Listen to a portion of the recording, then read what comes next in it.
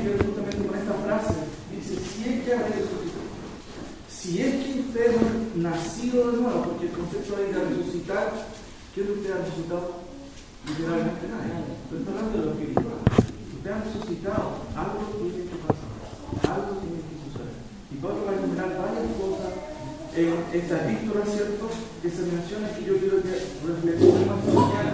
Si es que haber resucitado, entonces vamos a ver consecuencias concretas del nuevo nacimiento.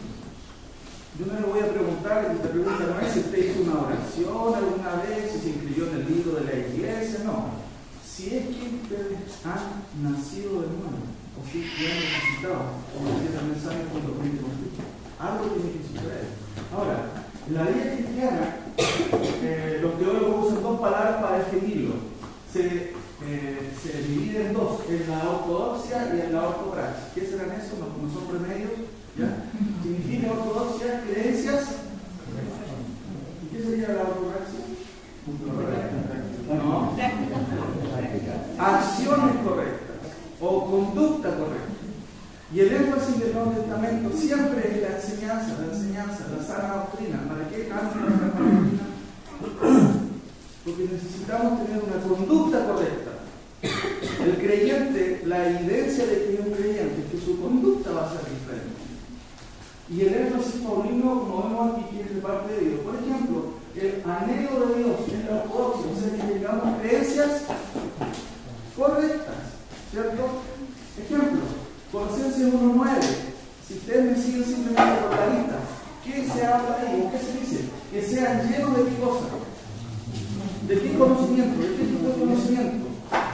1:9. De su voluntad, ¿cierto? En toda sabiduría, segunda cosa, e inteligencia espiritual. Hay un énfasis en que nosotros comprendamos la palabra del Señor. No tiene que ver con sensaciones, no tiene que ver con la emocionalidad del culto, tiene que ver con la comprensión. Pablo en Romanos capítulo 12:1 dice, en memoria, y presentáis vuestros cuerpos en sacrificio vivo. Se está haciendo como una comparación respecto al sacerdocio o lo que se hacía en el Antiguo Testamento, pero ahora no son los animales que mueren, es uno el que tiene que morir. Que presentéis vuestros cuerpos en sacrificio vivo, santo y agradable a Dios, que es vuestro culto emocional. Racional. Culto pensado. De hecho, Pablo dice dos palabritas ahí. La tredia lógicos. Y eso se tradujo a culto racional. Y la racionalidad tiene que ver con la comprensión. ¿Ya? Ahora, esa es la cosa, que alcancen un pleno entendimiento. 2:2, mira lo que dice 2:2. Para que sean consolados sus corazones unidos en amor, hasta alcanzar todas las riquezas del pleno entendimiento. ¿Énfasis en qué cosa? En la comprensión de la Escritura, ¿cierto? El 3:10 dice lo siguiente: y revestidos del nuevo hombre, el cual conforme a la imagen del que lo creó se va renovando hasta el conocimiento pleno, ¿cierto? 2:8. Ayer estuvimos viendo algo de esto con los jóvenes. Mirad que nadie os... ¿Y a través de qué cosa podemos ser engañados? A través de ideas sutiles. Solo menciona 3 cosas ahí: filosofías, que son buenas sutilezas; tradiciones, a veces tenemos que luchar por las tradiciones, ¿cierto? No, que así se hacía y tenemos que hacerlo así. Y muchas veces las tradiciones toman el lugar de los principios culturales, ¿cierto? Tradiciones y finalmente rudimentos. Si se dan cuenta, hermanos, el énfasis de la vida cristiana, por un lado, es creencias correctas. Por eso es que aprendimos tanto. ¿Cómo se llama nuestra corporación? Unión de Centros Bíblicos. O sea, tenemos un énfasis en la Escritura. A veces no sé si cumplimos estrictamente ese nombre o le hacemos dignidad o honor a ese nombre. Porque a veces la realidad sucede, a veces cosas que no deberían suceder. Hablo en términos generales. Ortodoxia, de manera de Dios. Pero también eso tiene que ver con la práctica. Ayúdenme con ustedes, por eso se mencionan 6 imperativos. Pablo menciona 6 imperativos que tienen que ver con la cuestión práctica. ¿Quién dice 3:1? ¿Alguien lo lee por favor con voz fuerte?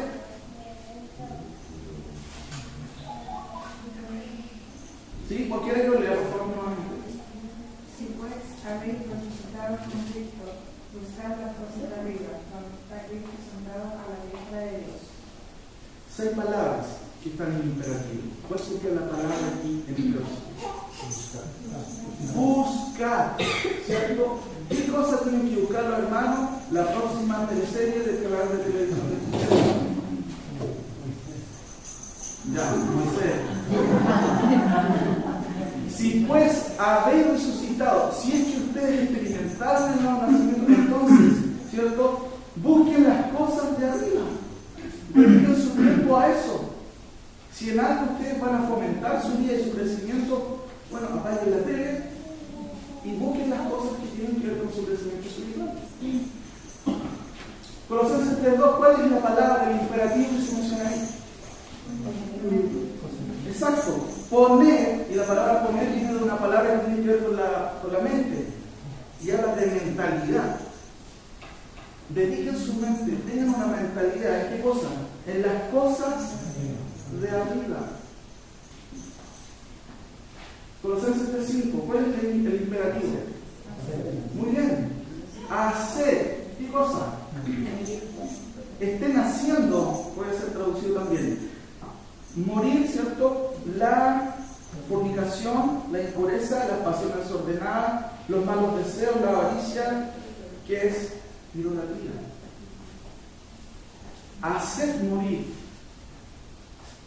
¿cierto? En nosotros todas las cosas que tienen que ver con eso.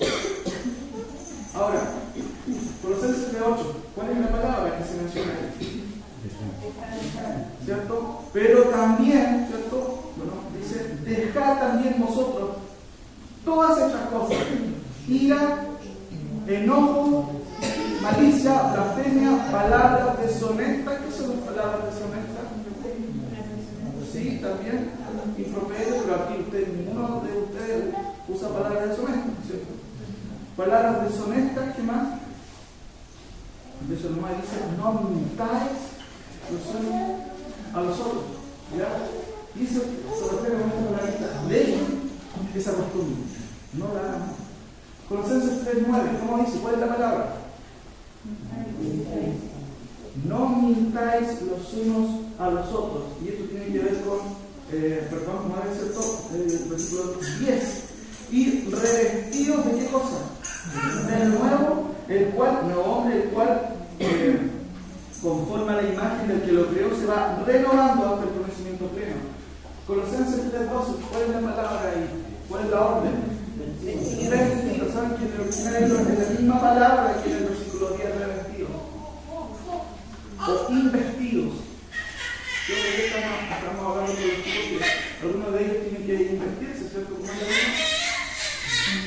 Bueno, el contexto o el concepto escritural es bien parecido.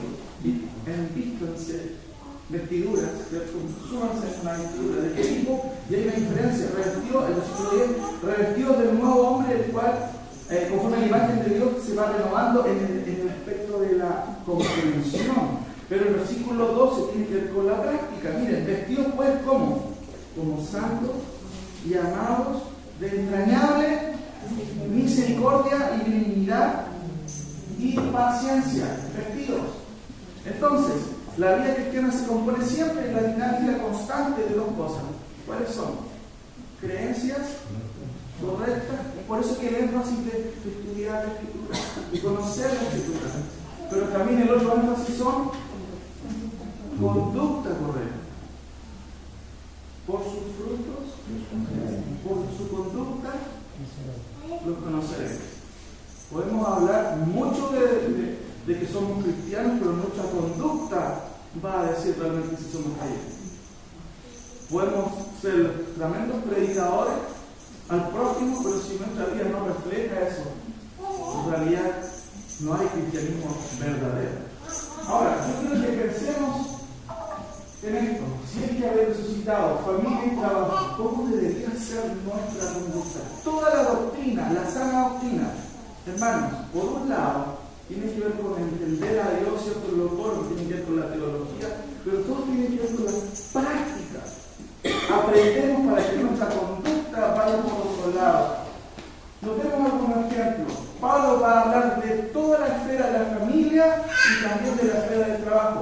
¿Qué dice en el versículo 18? Y ahí Pablo va a hacer algo concreto.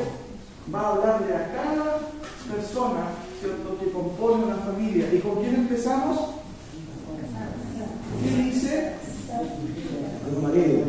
Casadas, estad sujetas a sus maridos como conviene al Señor. La palabra sujeta no quiere decir sujeta. Quiere decir eso. Quiere decir eso. Tiene que ver con reconocer el liderazgo del hombre, porque Dios puso al hombre como cabeza en el hogar. Mire, nos tenemos un versículo y yo quiero que ustedes me ayuden. Primera, Efesios 5:22. ¿Verdad que este es simplemente un versículo aquí aislado? O también lo encontramos en otros pasajes de la Biblia. Efesios 5:22, alguien que lo lea, por favor, como fuerte. La casada. Muy bien, así me gusta, con esa voz. La casada que se quiera a sus propios maridos, como el Señor. Otra vez se menciona aquí palabra sujetas. ¿Qué dice el versículo 24 del mismo capítulo 5? Así como la iglesia es la que tiene Cristo, así también las casadas obedecen a su marido en todo. ¿Ya?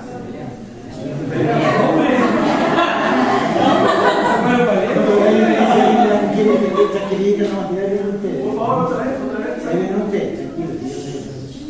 ¿Lo tienes ahí? Léelo, por favor. Así que como la iglesia está sujeta a Cristo, así también las casadas obedecen a su marido en todo. Así como una iglesia está sujeta a Cristo, así mismo, la esposa tiene que estar sujeta al marido. Va con la sumisión del marido. Suena un poco raro. Algunos dirían, oh, que machista, Pablo. Nada que ver, hermano. Eso es lo que las palabras de Dios nos enseñan. Es el orden de Dios. Tenemos otro versículo. Por favor. Tito 2:5. Tito 2:5. Cualquiera que lo lea, por favor, ahí, bien de acuerdo. Hacer prudentes, castas, cuidadosas de su boca, buenas sujetas a su marido, para que la palabra de Dios no sea blasfemada. Sujetas a sus maridos para que la palabra de Dios no sea. Mira, esa mala iglesia de Dios es recomanda. Hace lo que quiere con su mano. Primera de Pedro 3:1, por favor, ese es el último. Primera de Pedro 3:1. Asimismo, nosotras, mujeres, estad sujetas a vuestros maridos, para que también los que no creen en la palabra sean ganados sin palabra por la conducta de sus esposos. Oye, hermano, no sé por qué no quiere ir a la iglesia, hermano. ¿Cuál es el problema ahí? Que queremos convertir al marido cuando Dios la boca. ¿Y cuál es el mandato y la orden de Pablo y consejo? Ganen a su marido como Con sus actos, no. Cerrando. Mi conducta, su conducta va a ser ganar a su marido. No su mejor argumento, sino esa conducta totalmente diferente que su esposo va a ver en usted. Ahora, ¿cuál es la palabra que se repite en todos estos versículos? Sujeta. Díganme un antónimo de la palabra sujeta. Libre. ¿Ah? Libre. Libre, ¿qué más? Puede ser Independiente. Independiente. por ahí. Autónomo. Oh, clave esa palabra. ¿Cómo dijiste que al final? Tomada. Escuchen bien.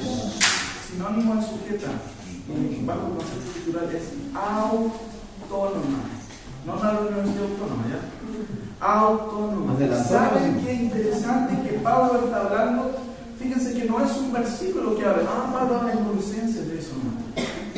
¿En dónde habla Pablo de la sumisión de la mujer? Efesios. En todo el Nuevo Testamento. ¿Saben, hermanos? Hay un orden que Dios quiere que se establezca.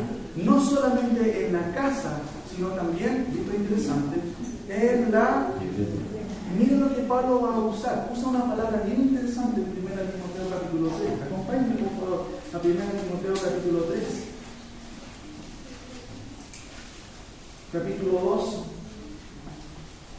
Asimismo, dice capítulo 2:9, asimismo, ¿cómo asimismo? Si vemos el contexto, Pablo está hablando, ¿cierto?, de algunas cosas que espera que los creyentes tengan, ¿cierto?, o de cierta manera lo que es la conducta. Exhorto ante todo a que se hagan rogativas, oraciones, peticiones que tienen que ver con todo lo que es el orden del culto público. Y va a decir Pablo, asimismo, que las mujeres se atarían de ropa costosa, ¿cierto?, con peinados de última moda.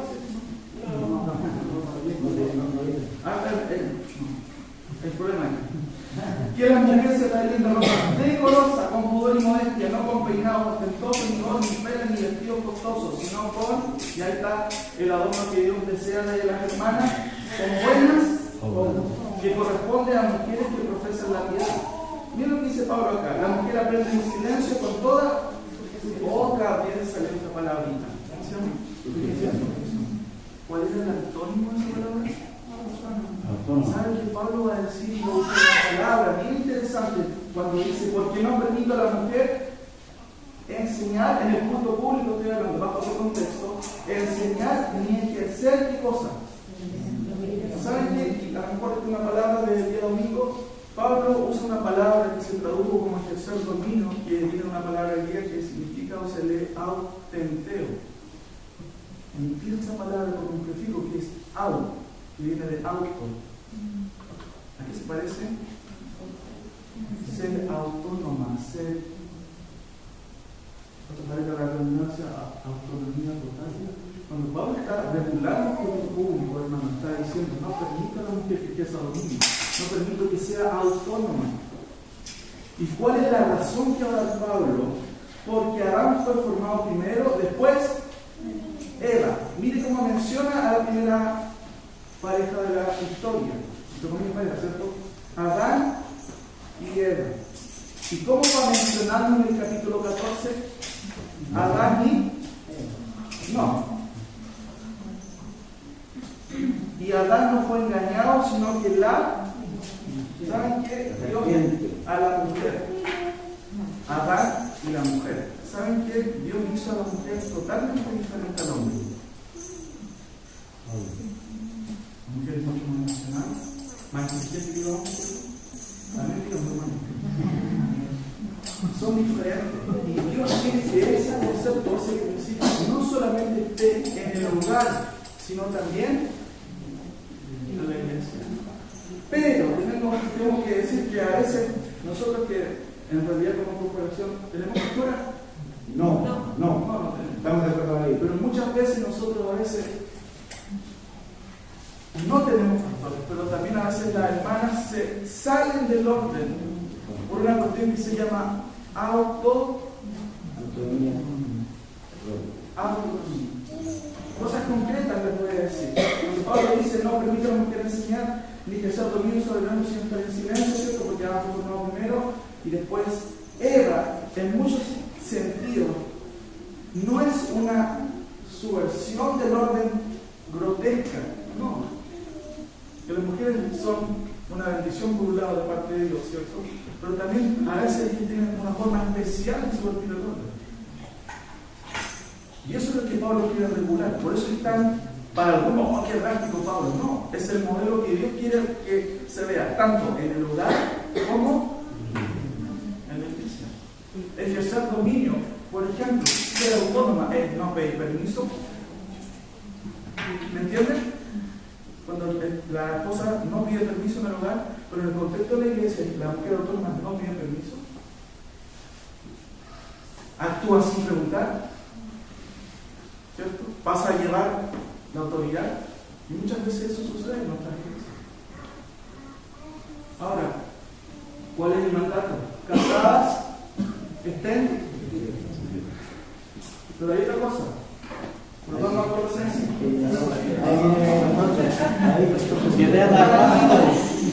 Marido. Bueno, vamos a hablar esta parte, hermano.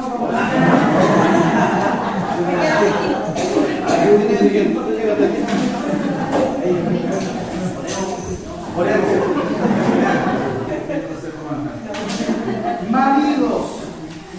¿Qué tienen que hacer los maridos?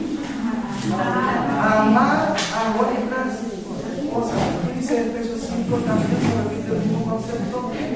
amen a su esposa como Cristo amó a la iglesia. O sea, si yo tengo que dar la vida por mi señora, no lo voy a hacer. ¿Qué tengo que hacer? Hacerlo. Porque uno pregunta, ¿hasta dónde tengo que hacer entregar mi vida o amar a mi esposa? Nosotros no vivimos en un país donde hay represión o estamos siendo perseguidos, pero en muchos países sí esta situación a lo mejor se da, en que muchas veces el marido va a tener que defender y proteger a sus esposas. Pero hay otra cosa que yo quiero enfatizar aquí, que se repite: maridos, amad a vuestras mujeres, y esto mucho quiero que ustedes entiendan: no seáis ásperos con ellas, no sean duros, no sean toscos con ellas. Todos acá parecemos maridos ideales, pero si yo le preguntara a las hermanas cómo se comporta su esposa en el hogar, alguien dijo una vez: ¿será creyente esto? No sé, pregúntale a la esposa de él. No seáis ásperos con ella.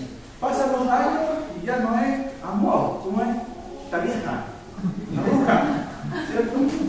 Y pasan los años y ya el trato es totalmente diferente. Ya estamos de acuerdo en eso. Hermanos, maridos, su labor es amar a la mujer, y eso tiene que ver con justamente un trato especial. ¿Cómo es la mujer? Según nos da ejemplo, un vaso frágil. ¿Cierto? Algunas son más duras, ¿sí? Digo, más resistentes. Más resistentes, ¿cierto? Ahora, maridos, amar a vuestras mujeres y no seáis toscos, ásperos. Cuidado con lo que decimos a las hermanas, a nuestras esposas. ¿Me entienden? Podría decir muchas cosas de esta situación en el hogar. Y muchas veces cuando en el hogar esa situación no está como Dios desea, porque lo que encontramos aquí es el modelo que Dios quiere que se haya en el hogar, también en la iglesia. Cada vez que violamos un principio bíblico van a haber problemas. Y ese es el modelo que Dios desea que nosotros tengamos. Ahora, amar a vuestras esposas y no seáis toscos con ellas, no seáis duros, no seáis pesados con ellas. ¿Ya? Hijos, hay un mandato concreto. ¿Cuál es el mandato concreto? Obedecer. Aquí hay todos hijos. Dice: obedecer a vuestros padres. Muy bien, hermana Alison. ¿Cuántos hijos acá? Todos son hijos. ¿Y cuál es el mandato concreto? Obedecer. ¿Cierto? ¿Obedecer cuándo? ¿En qué? Hijos, obedecer a vuestros padres en... ¿Cuál es la razón de que tengo que obedecer a tu hijo? Esta vieja. ¿Cuál es la razón según el texto? Porque esto se acabó la discusión. Esa es la razón que tienes que aprender. Porque esto agrada a Dios. Obedecer. Padres, interesante que Dios es equilibrado y Él va a pedir algo a los padres.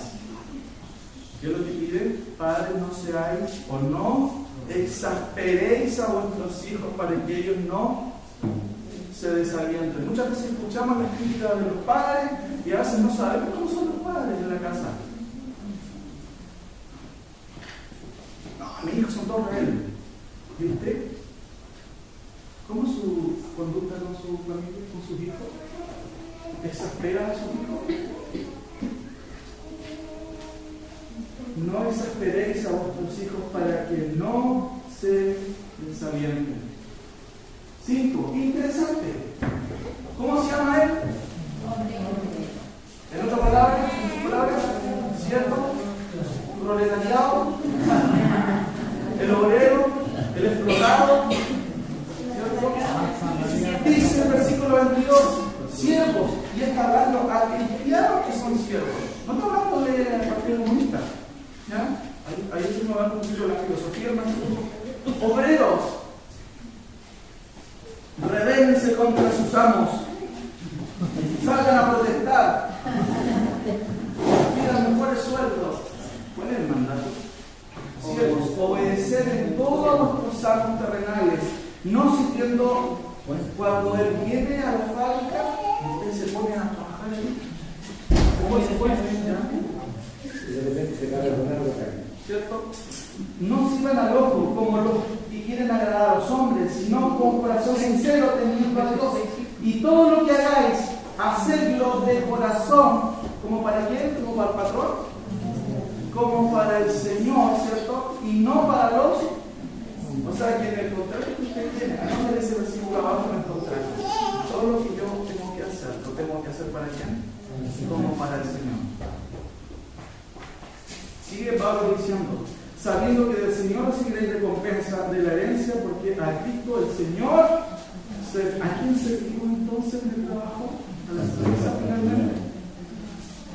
No, servimos al Señor. Y yo no quiero ese trabajo en esta vida. ¿Para qué? ¿Para que yo me enriquezca? ¿Para qué debería hacer? Para extender la obra del Señor. ¿Me entienden? No es para que nos llenemos nosotros nuestros bolsillos, nuestras cuentas bancarias. No. Finalmente, versículo 4, ¿cierto? Ahí, obedecer simplemente se le pide a los obreros. ¿Y qué se le pide al capitalista? Al patrón, al que tiene el dinero, al burgués, diría un. ¿Qué se le pide? 4.1. Amos, hacer lo que es justo, paguen las imposiciones de sus obreros. No dice eso, pero dice hacer lo que es justo y recto con vuestros siervos o vuestros obreros, sabiendo que ustedes tienen también un amo que es el Señor, sabiendo que ustedes tienen un amo que está en los cielos y también van a tener que dar cuenta, no van a terminar los pasos de Dios. Porque se dan cuenta, todos esos aspectos tienen que ver con creencia correcta o conducta correcta. Conducta correcta. Hermanos, todos los domingos nos juntamos en la iglesia para aprender la ortodoxia, las creencias correctas. Pero eso no sirve de nada si nuestra conducta no va a reflejar el cambio. Pablo pregunta, si es que habéis no pregunta si usted hizo al principio una oración, ¿no? Una oración. No, yo hace años que estoy en el libro ahí, no pregunta eso, Pablo, pregunta si es que ustedes han resucitado. La pregunta es, ¿usted ha nacido de nuevo? Hay una conversación en la Biblia. Jesús pregunta a alguien, ¿cómo se llamaba?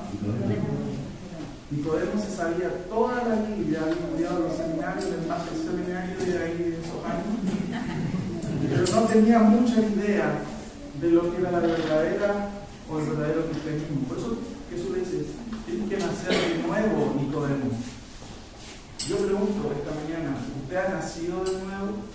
¿Saben por qué, hermano? Porque cuando nosotros nacemos de nuevo, que es una obra sobrenatural de parte de Dios, no es una acción de mi parte, es una reacción a la gracia de Dios. Yo despierto y toda la vida para mí tiene otro sentido. Ya no quiero llenar mi bolsillo, quiero hacer la voluntad de Dios, busco la voluntad de Dios, quiero leer su Biblia, antes no estaba ni por leerla, pero tengo unas ganas de leerla. Bueno, eso sucede cuando hay un cambio acá de corazón. Y eso es lo que hace el Señor. ¿Usted ha experimentado el nuevo nacimiento? ¿Saben por qué? Porque es imposible vivir la vida cristiana si usted no tiene un nuevo corazón. Entonces la pregunta es, si es que ustedes han resucitado, entonces se van a poner a buscar las cosas que son tan bien. Van a dejar toda la ira, la respuesta mala que muchas veces tenemos, y van a volver a lo que Dios desea de nosotros. Si puedes haber resucitado con Cristo, entonces su vida, hermano, va a ser diferente. Nuestra vida va a ser diferente. Pregunto, ¿te han resucitado o que han nacido?